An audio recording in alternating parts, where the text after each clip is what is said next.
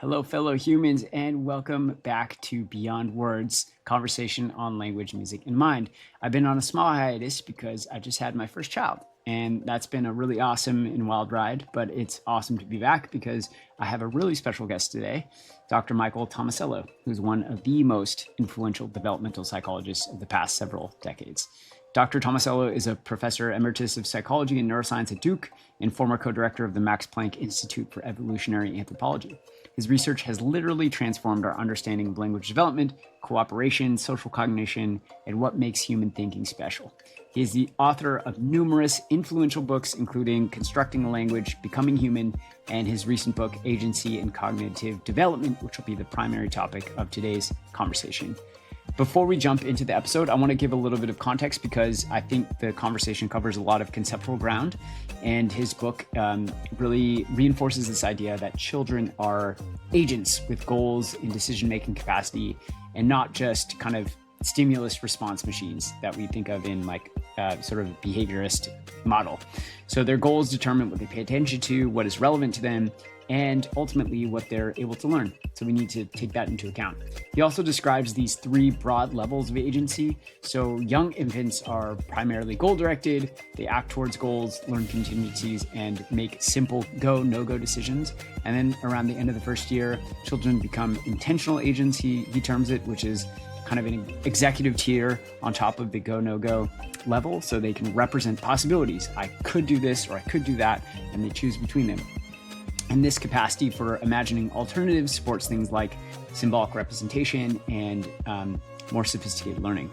But something else happens around this period that is also important for human development, which is that children begin participating in what's called shared agency. So instead of just I have a goal, it becomes we have a goal together.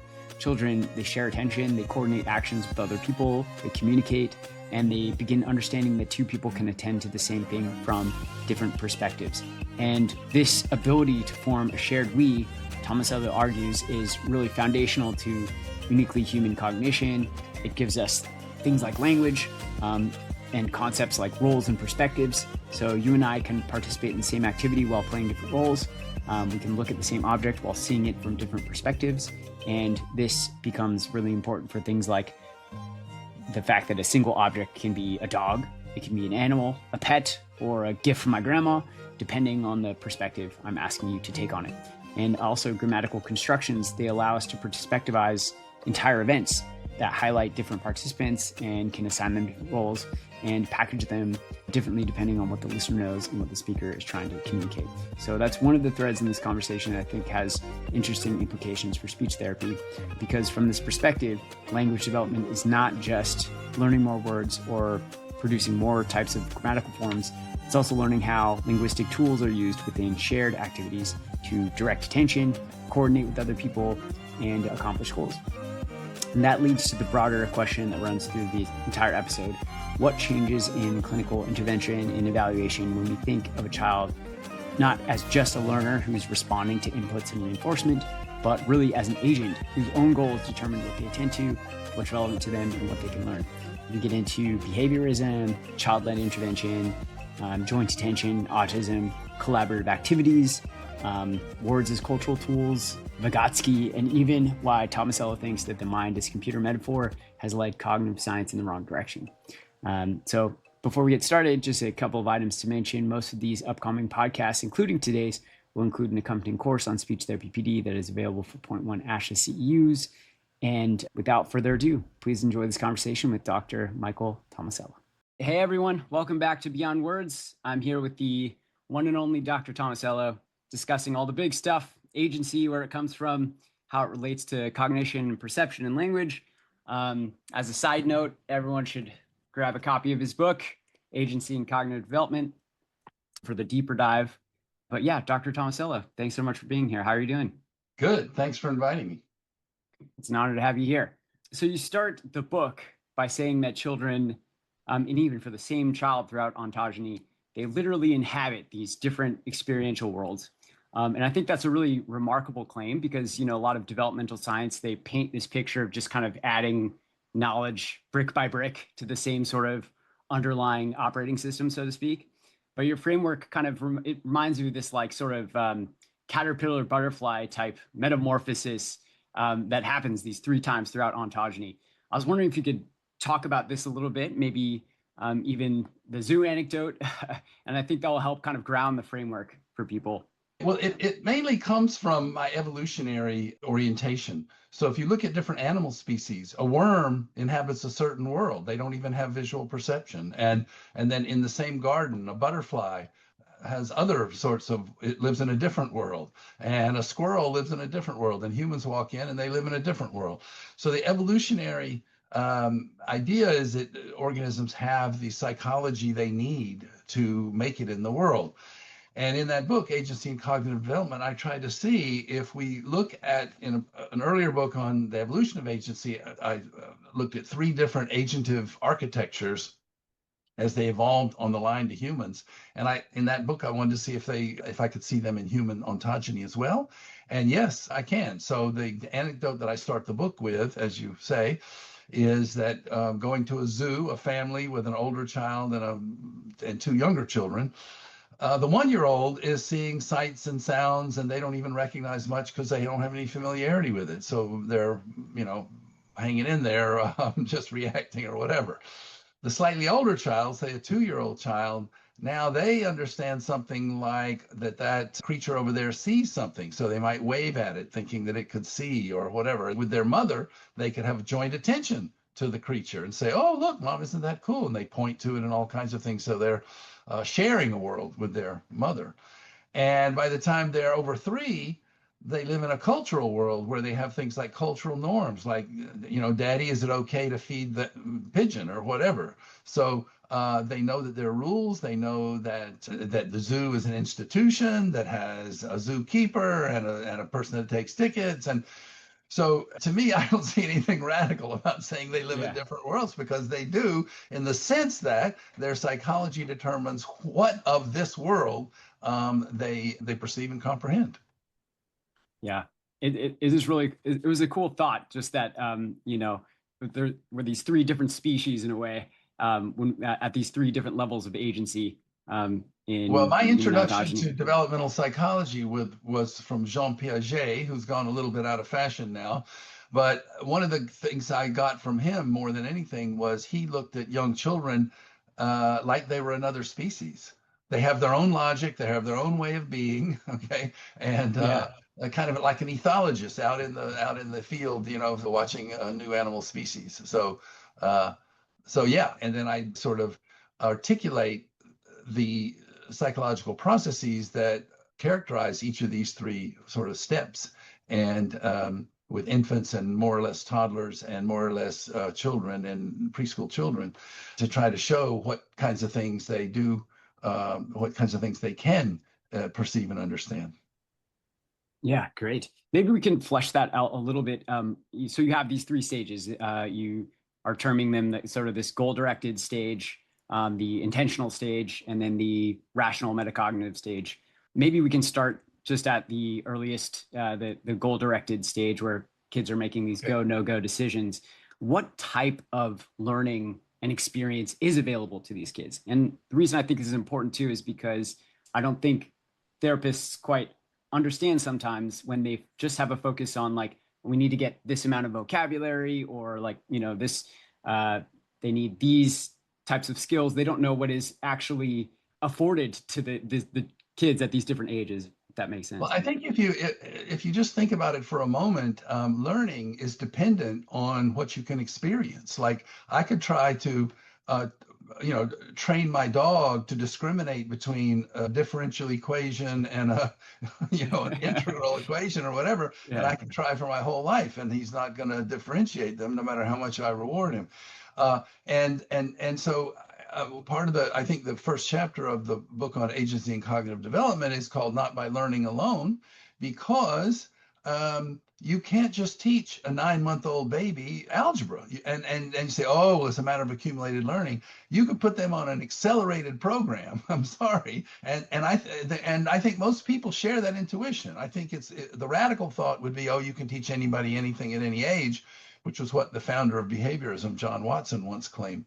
And so this is no, the learning is dependent on what you experience, and then you learn from your experience. And to me, that's the commonsensical view and not a radical view. But um, at the first step, these are young infants, and these are below 9 months of age. So I emphasize young infants because the word infancy is sort of vague in where it is. So young infants below 9 months of age, evolutionarily, they're evolved to just make go, no go decisions. So they recognize things when something pops up and they react to it in that way and in some appropriate way. And the learning is therefore a kind of a contingency learning, either what they cause to happen in the world as an agent. So if they shake a rattle, they hear it make a sound, but also things in the environment. They hear steps and they know that mom is about to show up with the food or whatever. So they can learn a lot of things, but it's very constrained to contingencies in the environment. When you get to after 9 months, let's say a 1-year-old, now you're in a new universe because they're making either or decisions about should I do this or should I do that. This is also characterized of your family dog, for example, or a squirrel out here. They can make either or, and to make either or decisions, they need to represent the world imaginatively. What would happen if I did this? What would happen if I did that? Which one is going to be better for me? So that kind of decision making drives a certain kind of cognitive representation. And that's why children in the 1 to 2 year age range can start doing things like pretense and learning symbolic things like language and so forth. So pretense and symbols and things like that are all imaginative representations. And that allows them to engage in the kind of hypothesis testing, Bayesian kind of learning that is so popular in developmental psychology today, because to form a hypothesis is by definition imagining something that is not the case and that you want to know if it is the case, but you're imagining it. So that's a new kind of learning. I would say also these toddlers, 1-year-olds, say 1 and 2-year-olds, are also beginning to be really good at social learning.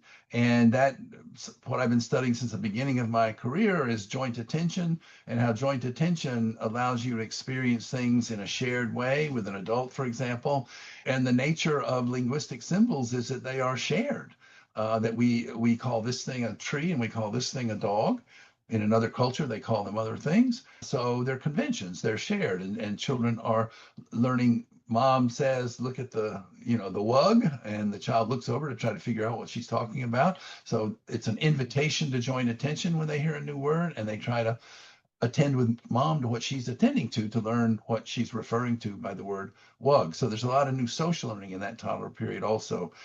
And then over 3 years old, children can sort of reflect on their decisions. So there's a lot of belief revision where belief revision is the sort of a type of learning, I would say, that people have focused on. That I think one thing is the case, then I get some new evidence and I think it's something, and I change my mind. I revise my beliefs.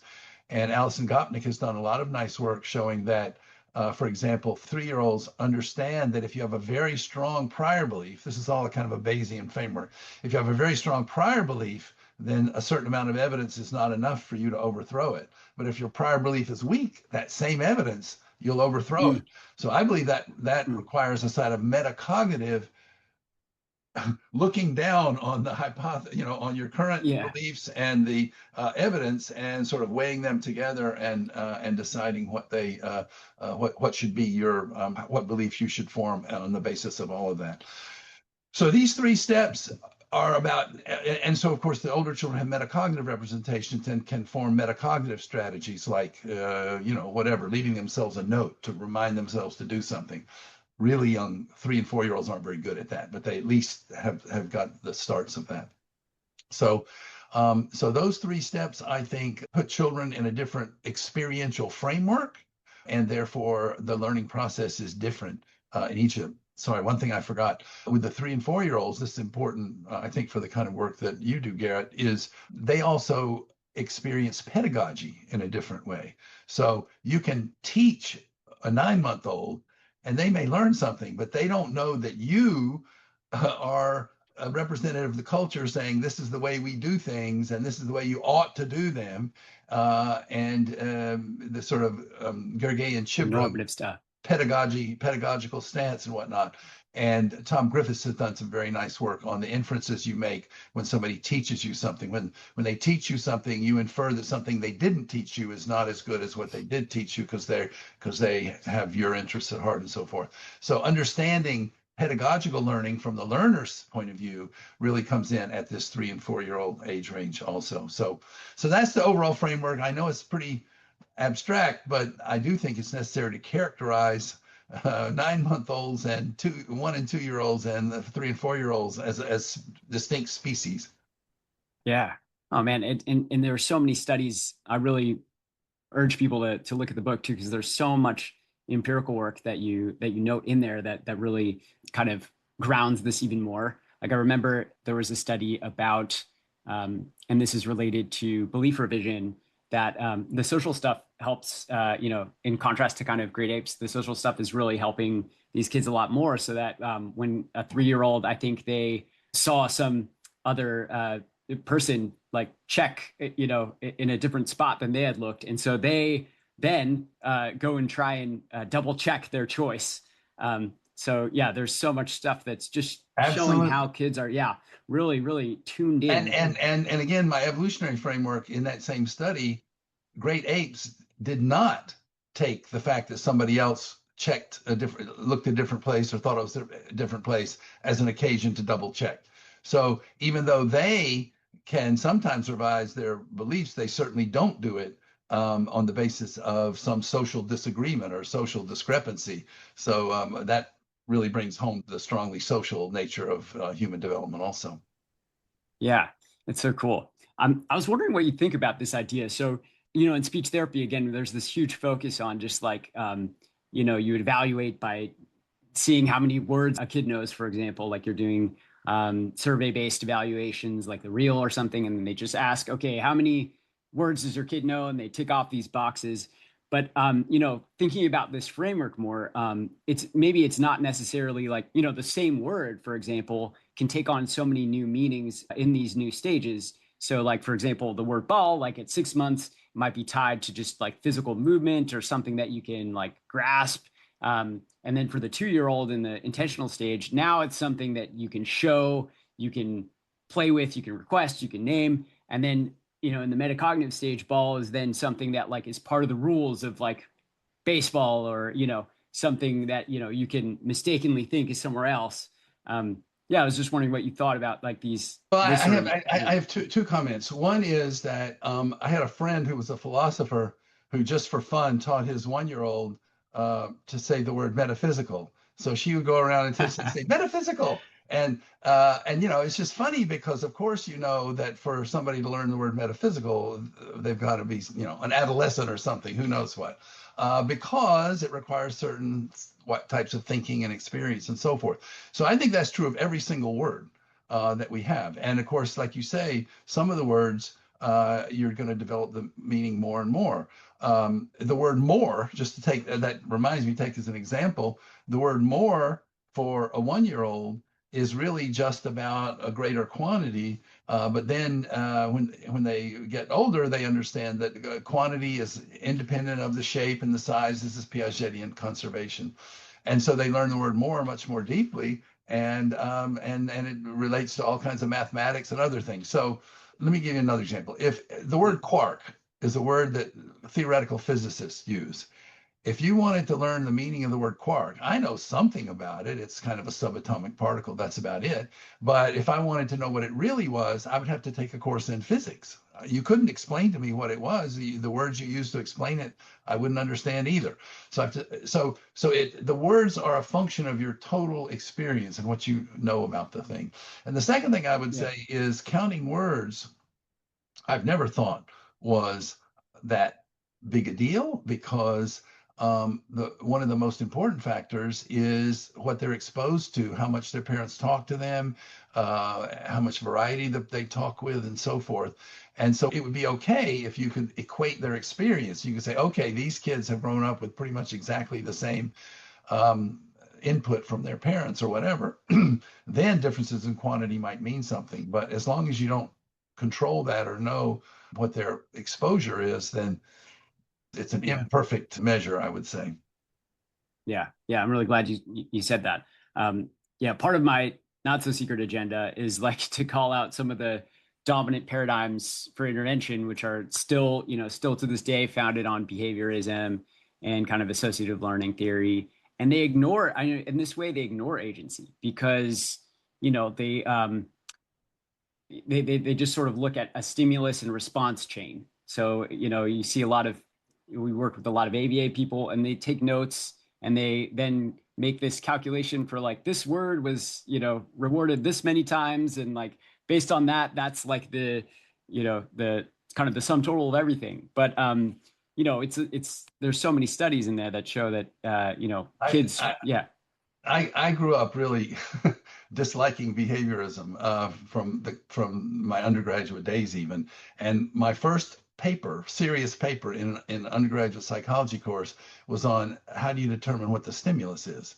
So you can see that's a consistent flow into this kids living in different yeah, worlds. Like you're right. assuming that they see it the same way you do, when you do that, but maybe they don't. And so, yeah, and all the reinforcement and stuff, there's all kinds of studies showing that reinforcement can undermine natural motivation in some cases. So if I'm learning a word because I get a little sweet every time I do, then you take away the sweet and I quit wanting to learn because I have a natural inclination to want to learn, but you've undermined it.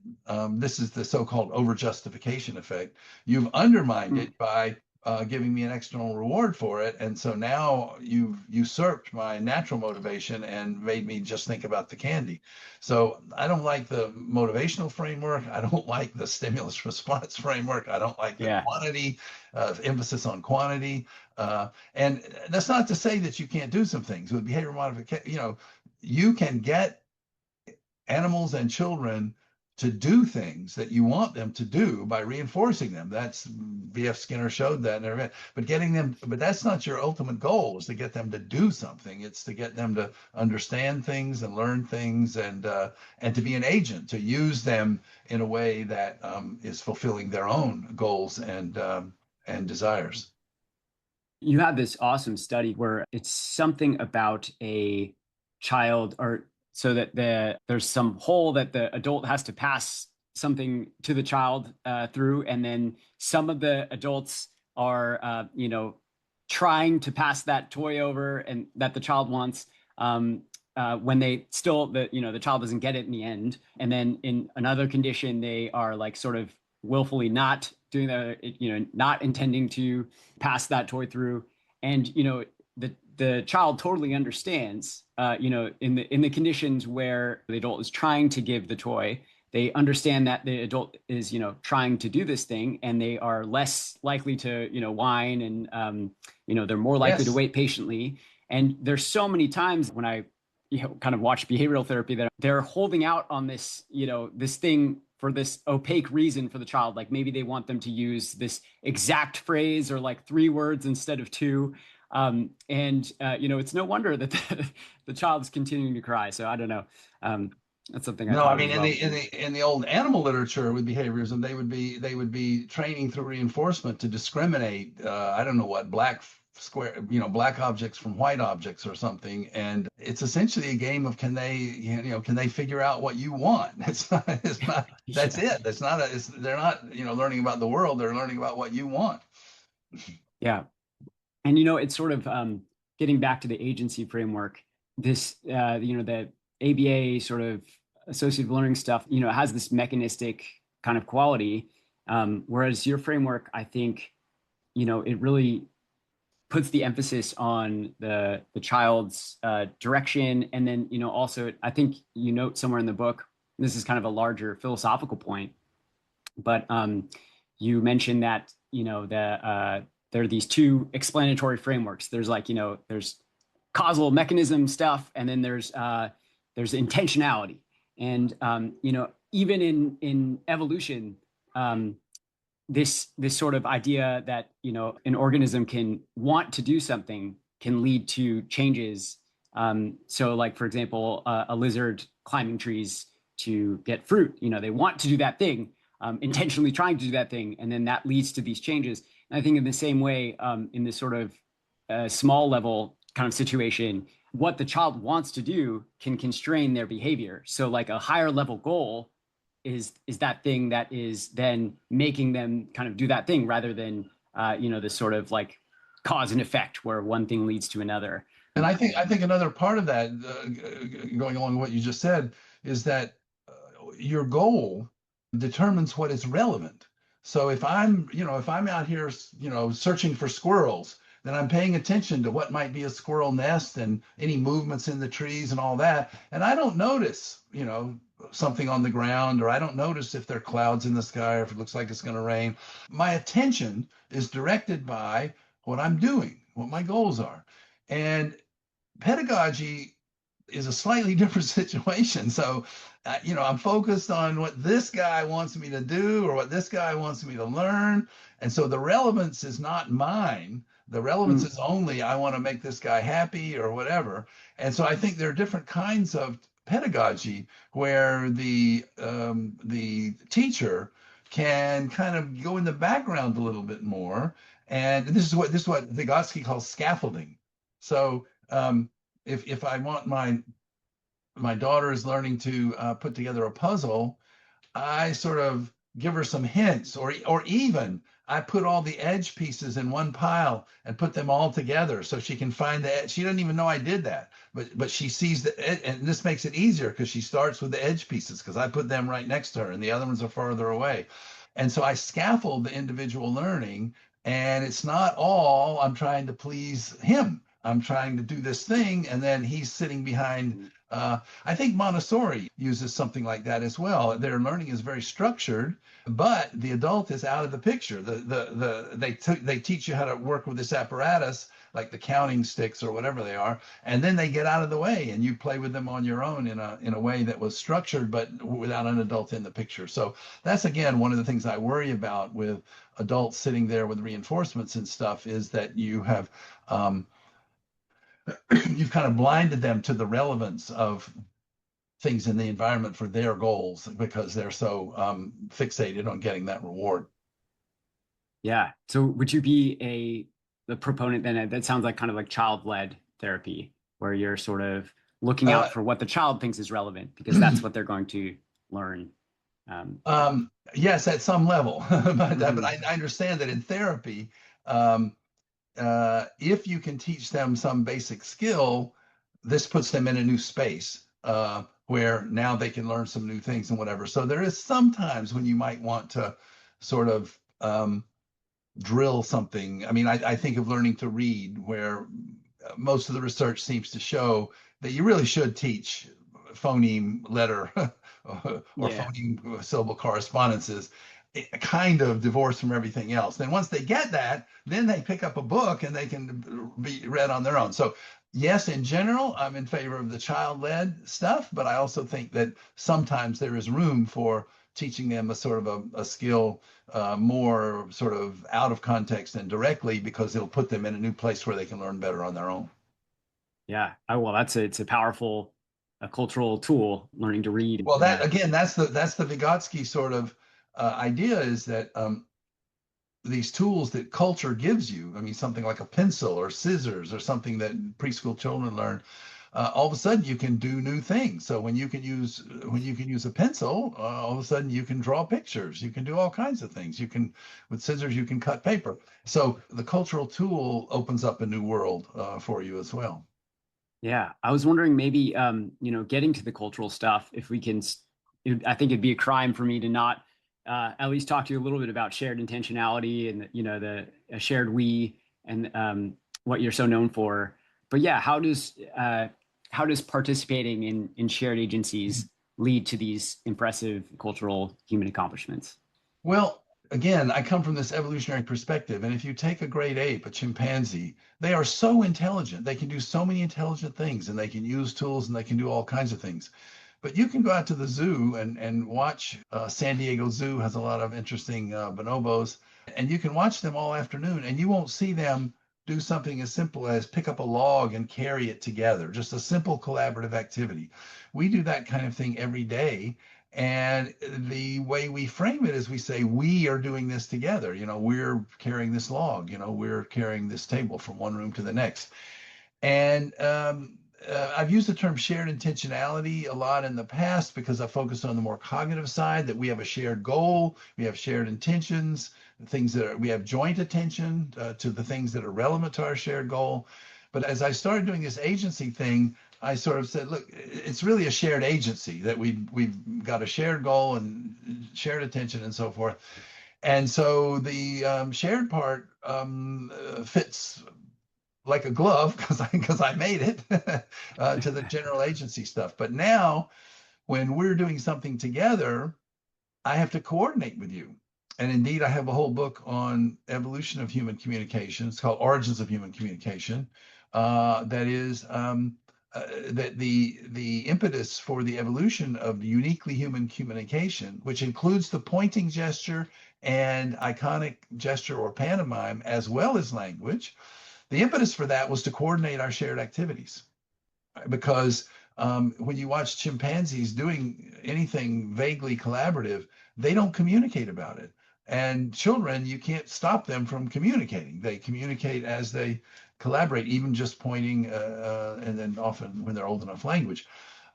So communication, so shared agency is a critical part. Shared intentionality is a critical part for all the things you think about as uniquely human, and especially the things that are, basically cultural. So language and all sorts of conventions and social norms, and learning how to use cultural tools. All of that stuff requires a kind of a we thinking. We are doing this. We invented this. This is our tool.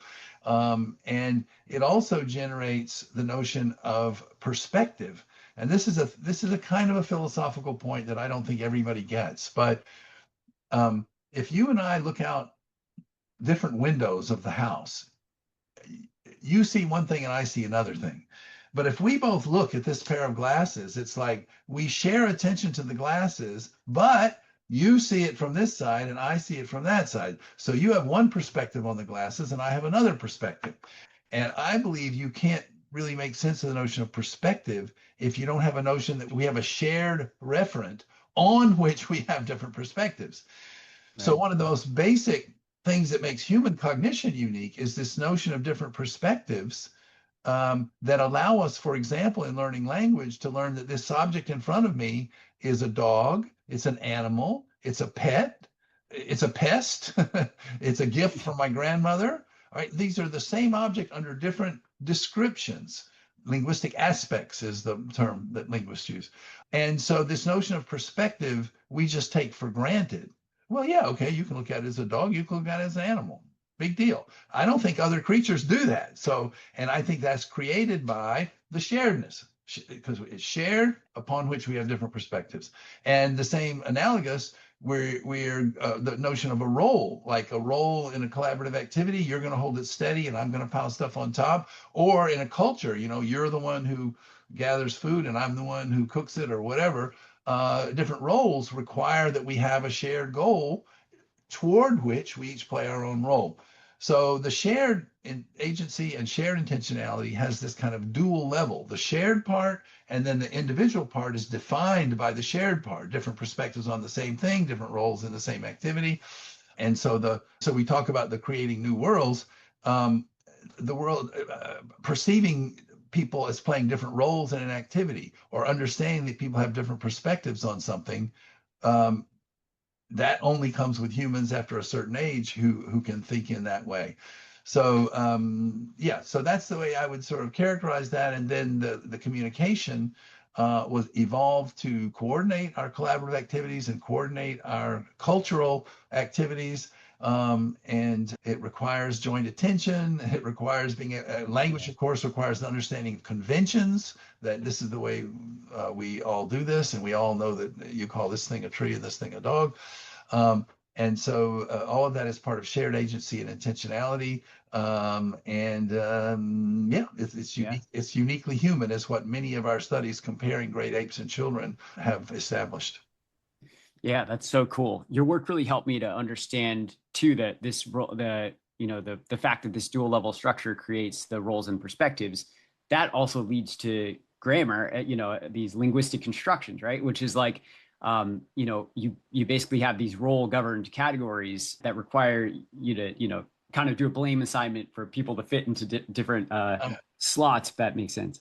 I am so happy you picked up on that. I don't know that anybody's ever said to me about picking up on that, but I still remember sitting sitting outside when I had that thought that, wait a minute, a construction is like a collaborative activity. There are things with the different roles. And I just think that's such a deep thought. And it's buried within, maybe I've said it in a couple of different books, but it's buried within books. And so that's one of the things I worry about with some of these ideas is that they're only, they're in books, and therefore it takes a certain amount of effort. People don't read books that much anymore to, ferret out the good ideas. But I think that one is really important, that's a construction is an overall structure with different things playing different roles.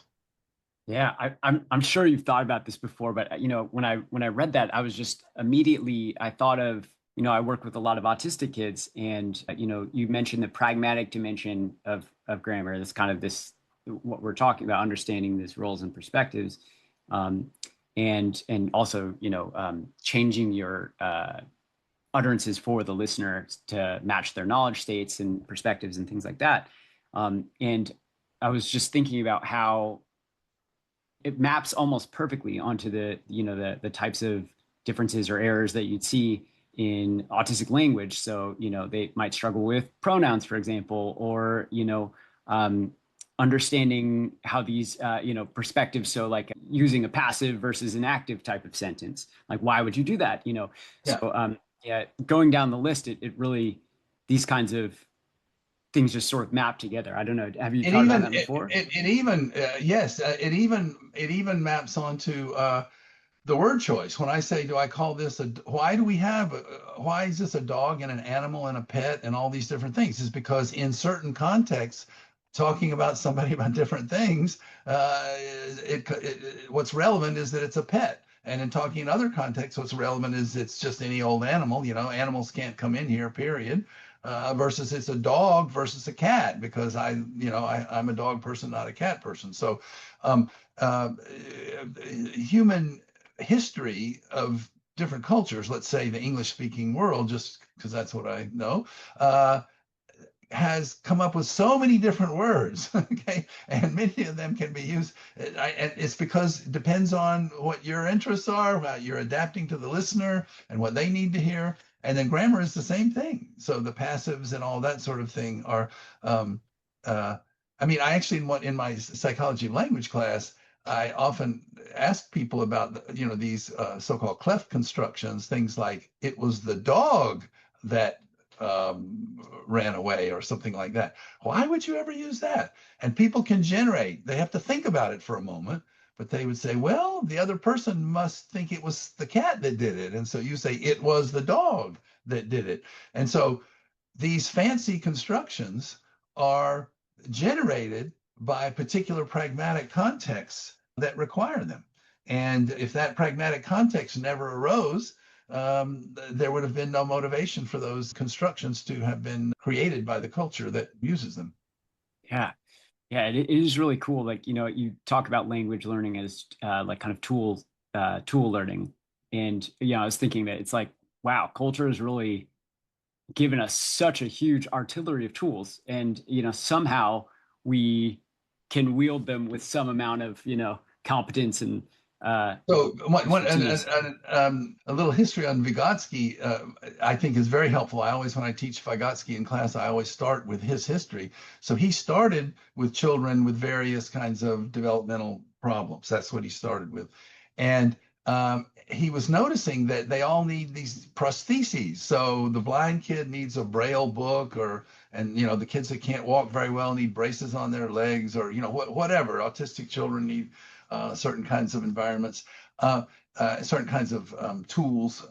And then all of a sudden the bulb turned on, and he said, we all do, right? Even the people, right? We all have language given to us by the culture. So we have prostheses that help us interact with the world in new ways. Language, but again, pencils and scissors and all the stuff, computers, all these tools are invented by other people, and we're just handed them during ontogeny.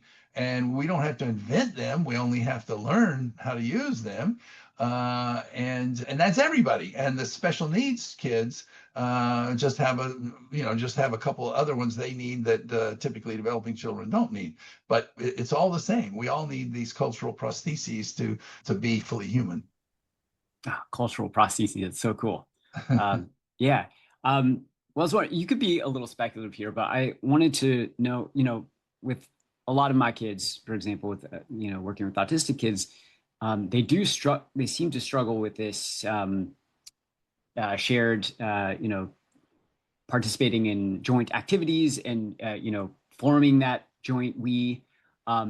Is that Can you think of that as a skill in the same way that language is a skill, something that you can Can perhaps I, practice and get better if at? if I can share with you an anecdote because you're at UCLA, and the most famous autism researcher at UCLA back in my day was Marion Sigmund. I guess she died a few years ago.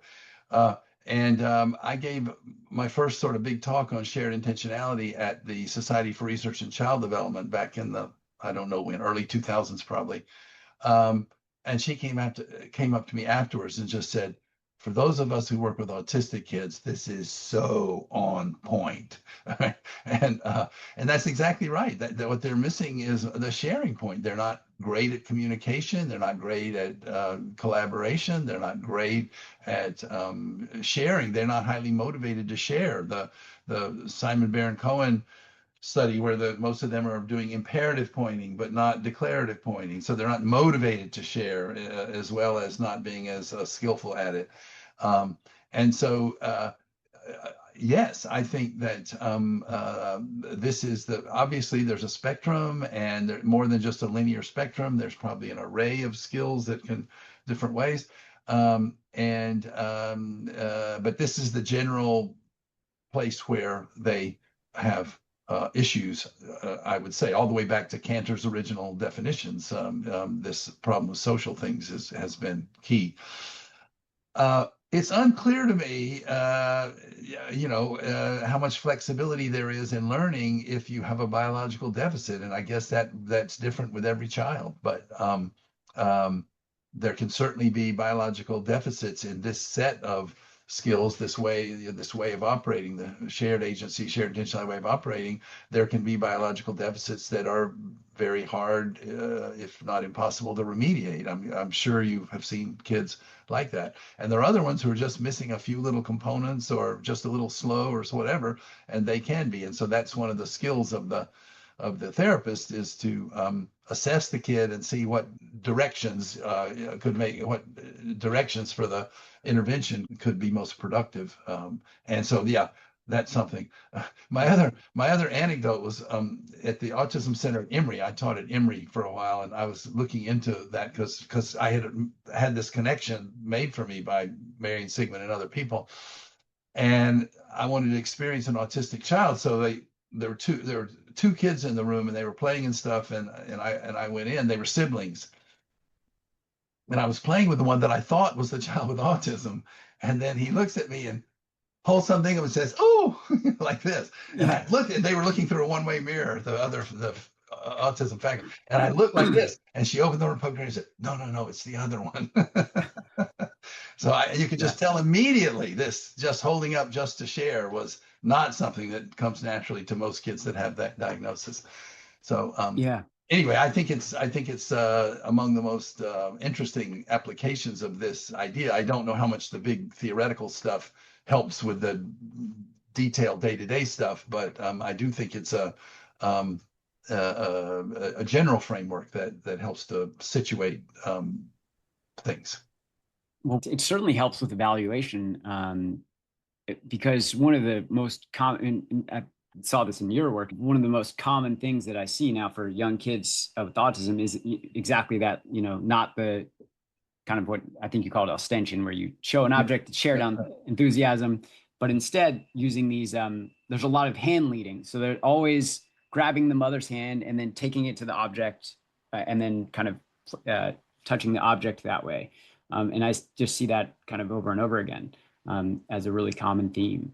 But yeah, I do suppose that instead, if the social stuff isn't as motivating, trying to, getting into the therapist's point of view, trying to find what is relevant for them, whatever it may be, is kind of the way in. So, if they're really tuned into something, you can use that object they really want to request, as a way to learn how to request and to learn how to reject And and there all can those be, communication functions.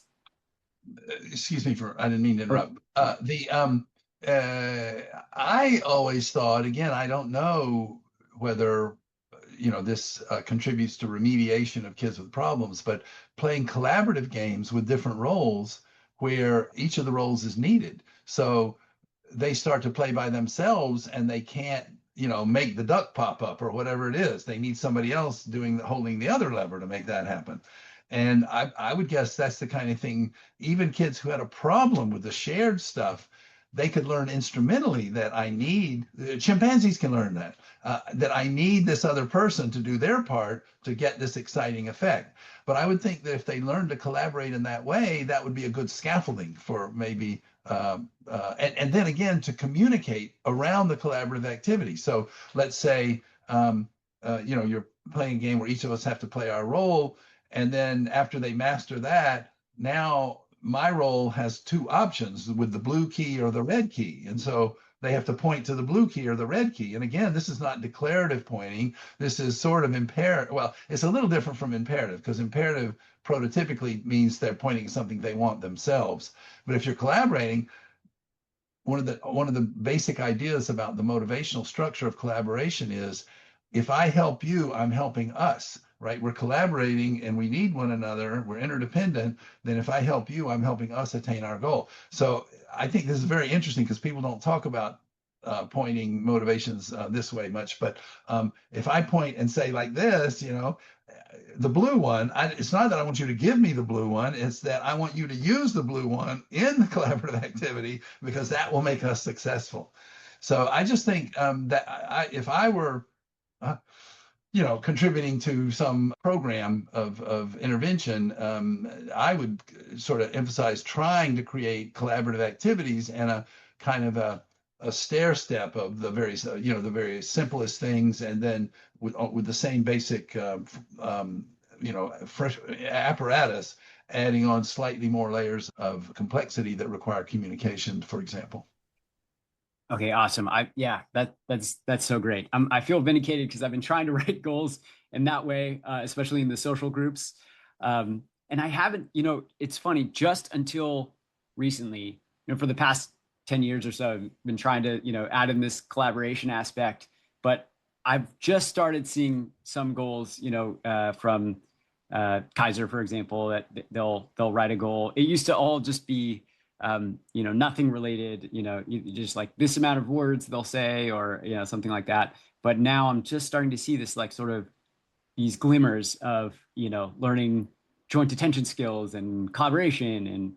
And so I think people are catching on. So, yeah. Excellent. So, yeah, maybe I can just ask a couple of questions about more typically developing kids. Because, I had a question just about how possible it may be to upskill some of these skills that you talked about. So, for example, in the goal-directed stage, I think there's like a sticky mittens. Yeah, Uh, yeah, yeah. yeah. So using some mittens with like Velcro or something to help grasp on objects helps you learn something, or might help infant learn about causality in the world, for example. It's a powerful metaphor. The sticky mittens is one of my favorite studies, and not mine, by the way. But what I was saying before about scaffolding, I think you could call that scaffolding. The adult gives them a cultural tool, these sticky mittens, that enables them to do something they wouldn't otherwise be able to do, and that puts them in a new learning space. So, so if maybe through reinforcement, you teach them how to use scissors or something, you drill them in using scissors or using a pencil or whatever. Then you step out of the way and now they can do and they invent all these new things on their own with pencils and with scissors. So the sticky mittens is a good metaphor for I think learning these cultural tools, and illustrates what I said before about this mix between there are times when if you just drill them in a skill or something, it puts them in a new place and enables them to participate more agentively in some other activities that, they can't participate agentively in drawing things, or, collaboratively drawing. Oh, I'll draw the house part, you draw the people, or whatever, until they can use a pencil. They can't participate in that. So I think there are some times when it's justified to do whatever you can to get them to learn some basic thing, and then it's like the sticky mittens. It puts them in a position to learn some new and important things as they use that new skill or tool agentively. Yeah. Yeah, that's awesome. Yeah, it's like, and it seems to be the case too that it's similar for word learning. So, it's not this like, if you think about the scissors example, it'd be silly to say that, there's a this is getting to the Chomsky and stuff, but there's like a scissor module and a kid's just going to start learning it. But they need experience with it, and same with a word and seeing how an adult uses it. And The tool metaphor, I mean, it was Wittgenstein's metaphor, it was Vygotsky's metaphor, but I think it's really important. So, because the way we talk about it, we say things like, what's the meaning of a word? And that's fine talk in everyday language or whatever, but I just think it gets in the way. How do you use the word is how do people use the word is what the kid's trying to figure out. There's not something called a meaning floating around in the atmosphere or something, and I'm going to attach the word to it. They see how people use it, and they see people use the word ball for certain things. Then it's a football that doesn't look very round, and okay, and then they use it for a dance, a Christmas ball or something. They hear people use the word. And they learn it as a tool that when somebody uses it to me, they're trying to direct my attention to some round thing or toy or whatever that you play with. And therefore, when I want to use that tool, I do it. So I don't think learning the meaning of the word is the right way to think about it. You want to learn how to use the word, how to use the word the way other people in your culture use the word. So I think the tool metaphor is very, very powerful there.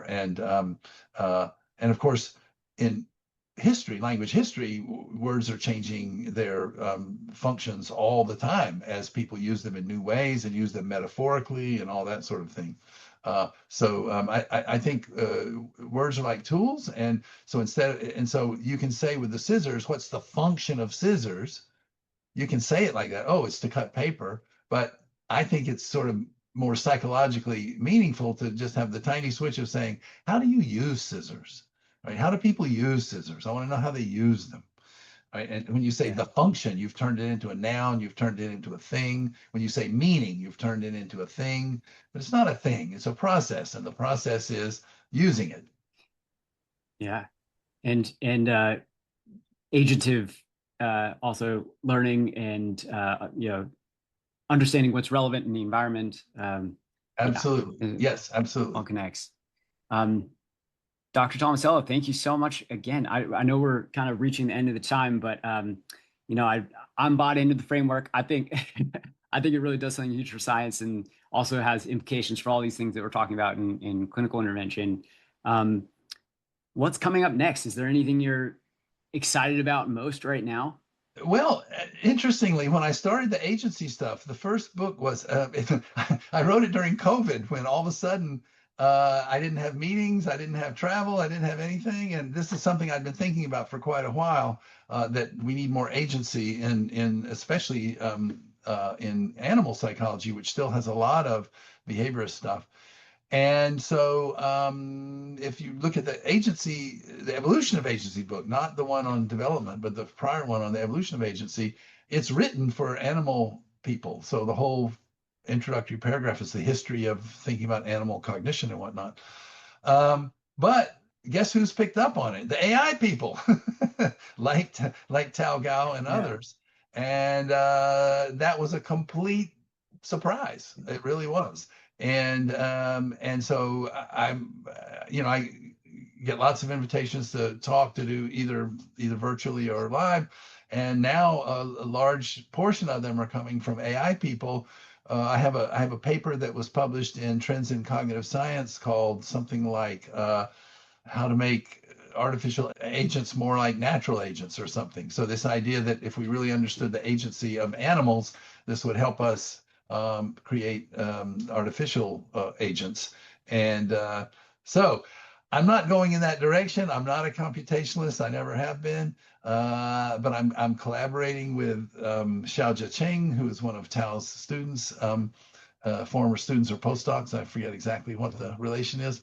And we're doing a little paper that I was invited to do on, again, sort of natural agency and artificial agency. So that's a little bit, and I just got an invitation earlier this morning from somebody who a new institute that wants to intelligence of all kinds, natural and artificial, and they read that in the book and wanted me to talk about it. So again, I don't know if that's my new direction, but it's a new direction that's pulling at me that I didn't generate myself, and that I have somewhat mixed feelings about, because the kind of really hardcore mind as computer metaphor is not my favorite metaphor. Yeah. And so I want it to be, like more like a control system that has goals and adjusts to the environment and all that sort of thing. So I guess I'm kind of trying to push that a little bit more, that let's don't think about artificial intelligence, let's think about artificial agency. Yeah. Yeah. Well, I mean, yeah, we didn't have a chance to talk about, cybernetics and all that, but maybe some point in the future. But yeah, Okay. I'm excited to see what's coming up next. I do have that paper. It's on my to-do list to read, Okay. to check out. Yeah, is there, I guess just as a last question, why do you think there's been, why do you think developmental psychology is like missed agency, in all in these new kind of modern frameworks? I do feel like there's this big emphasis on mind as computer, kind of mechanistic. I feel like it has come mainly from cognitive science in general. The cognitive science movement is built on the mind as computer metaphor, and developmental psych is kind of following along with that. Because if you look back to Piaget and Vygotsky, they were very agentive. I mean, Piaget was very much goals and intentions and all that sort of thing. In his infancy work, and Vygotsky was all about self-regulation and that kind of thing. So Piaget and Vygotsky kind of got lost in the move to make developmental psychology more like cognitive science in general. You said what's new, by the way. I have a new book coming out in the fall. I'm reading the proofs now, and I argue Amazing. against the mind as computer metaphor as the major metaphor. Again, I'm not cybernetics and stuff, you could say, is a machine metaphor too, but it's a machine metaphor that is more like an agent that pursues goals and makes adjustments and self-regulates when it makes mistakes and whatnot, and has its own goals. And so anyway, the book coming out in the fall is a sort of extended argument against the mind as computer metaphor, even though I'm not against other kinds of mechanical metaphors. If I think I say somewhere in the book an expression that my wife liked, was somehow the cybernetic control system put flesh on the bones. So Oh, it's that's that cool. kind of organization, but with organic material around it. Anyway, so that's where my head is at right now, basically.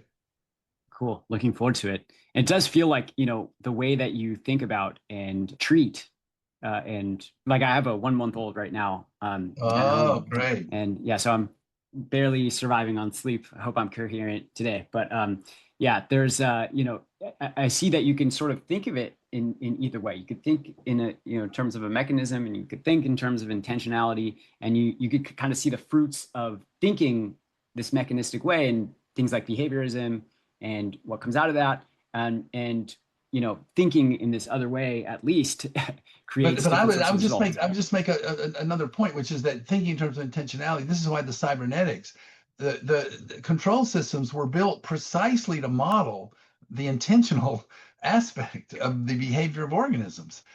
So they have a goal, they have strategies for getting a goal. They can get feedback and make the response. So again, I don't ever like totally mechanistic. Agency is kind of, but this is a kind of a machine model of the organization of agentive action. So I sort of thought that's important because psychology always wants a kind of a mechanism, right? But the biological world doesn't have this linear causal mechanism that, a tree falls over and it crushes a bush. That's a linear causality, and that's physics. But biology, you have homeostatic systems in your body that, control the blood sugar by having a goal of a certain amount of blood sugar and sampling the blood to find out how much blood sugar is in it and adjusting as necessary. So when you go to the biological world, you need this circular control system kind of causality. So you can still be mechanistic, but in a way that is more faithful to the structure, to the organization, the architecture of organisms in their interactions with the world. That's great. Yeah, thank you so much, Mike. You're an inspiration, and thank you for your work. And really hope that looking forward to your book with great anticipation. Okay. Any last remarks or conclusions? No, that's Okay. good. Thank you, Garrett. All right.